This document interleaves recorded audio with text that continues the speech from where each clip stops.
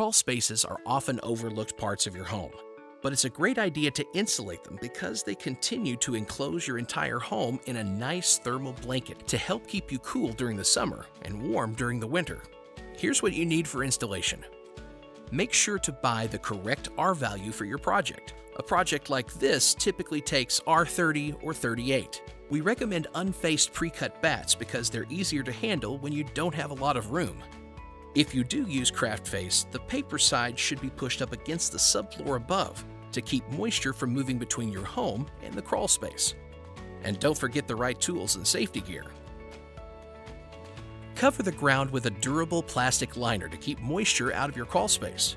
The plastic sheet should cover the entire floor and extend up the foundation wall and all piers or footings by at least 6 inches. It's best to secure or seal the sheeting in place.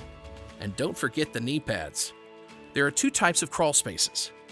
Vented, which is open to the outside like under a porch or possibly an addition, and unvented, which is enclosed and part of your basement. First, we'll talk about vented crawl spaces. In these areas, you'll be insulating above you. You'll fit bats or cut rolls of insulation into the joists. You'll want to measure the length and width between joists in the subfloor above you to make sure your insulation will fit top to bottom, side to side. If it needs a trim, you can use a 2x4 and a utility knife to cut it down, or cut lengthwise to fit more narrow spaces.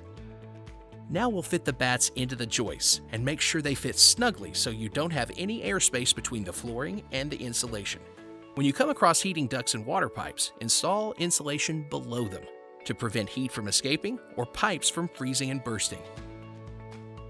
You may need to remove some top layers of insulation so the insulation fits in tight spaces. We're going to use wire fasteners to hold the insulation in place. These fasteners bow up into the insulation.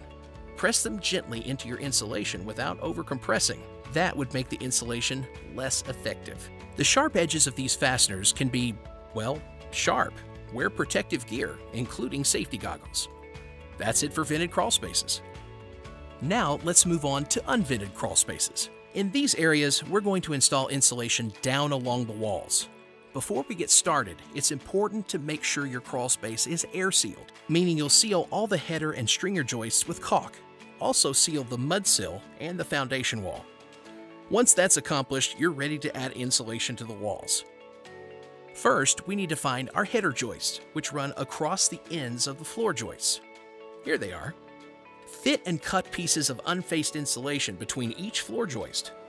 We can let friction and the sill hold the pieces in place. Next, we're going to install standard-sized unfaced rolls down the length of the wall. The insulation should be cut long enough to hang down the wall and extend 2 feet along the floor of the crawl space.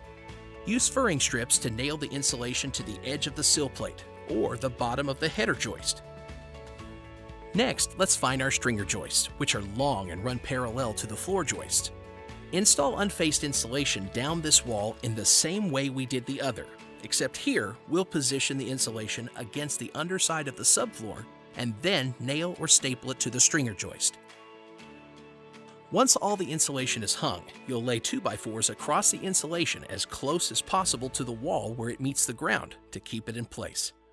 And that's it for insulating crawl spaces. We hope you enjoy your cozy blanket of protection.